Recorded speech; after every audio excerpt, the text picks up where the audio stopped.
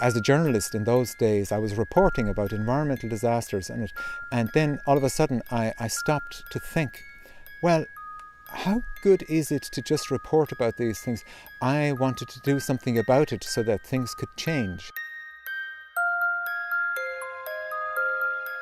So we went out to learn, and we went as a family, and at the end of a long journey we found a farm in West Cork called the Hollies, and this is what we were able to buy together with another family. The vision of learning for ourselves how to live more sustainably on this planet, on this little piece of earth, was important, and at the same time we could give an opportunity to other people to join us in this learning.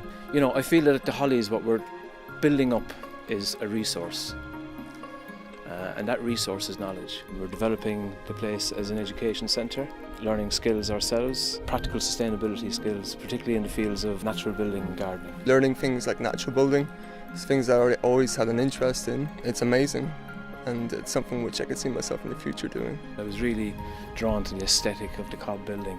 I love straw, I love cob. These are all materials that speak to me and that make sense to me. The point being is that we don't want to harm the environment and the future of our children with our choices of materials. With the advent of cement and concrete, the industry has taken over and has disempowered people. If people really wanted to build a house like this, I would just say to them, go and do it, go and start, go and find some places to learn. We're mixing with our feet and building by hand, not using any machinery, but the quality is really good. I prefer this method of building because the building site is social. People can communicate with each other as they're building, and having heavy machinery around the place takes away that. There's no noise. There's much more feel of community and how the people build together. It's much more of communal building rather than a job. It doesn't feel ever like a job or anything. It's pure fun, really. What people do here is the things that they like and love, and that's why the place is what it is. It's actually strange to see so many smiles on people's faces while they're building a cob house, and everyone's learning without thinking about it too much. Now, after many years, we feel able to pass on some of what we've learned, and that's a great joy.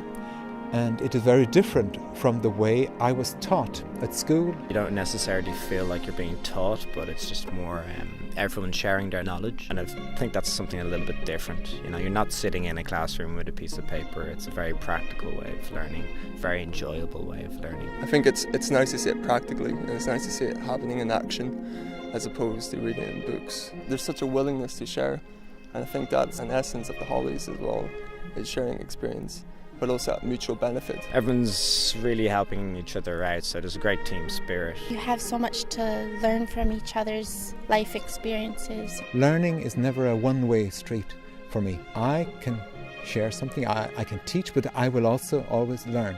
I learn from everybody I meet here.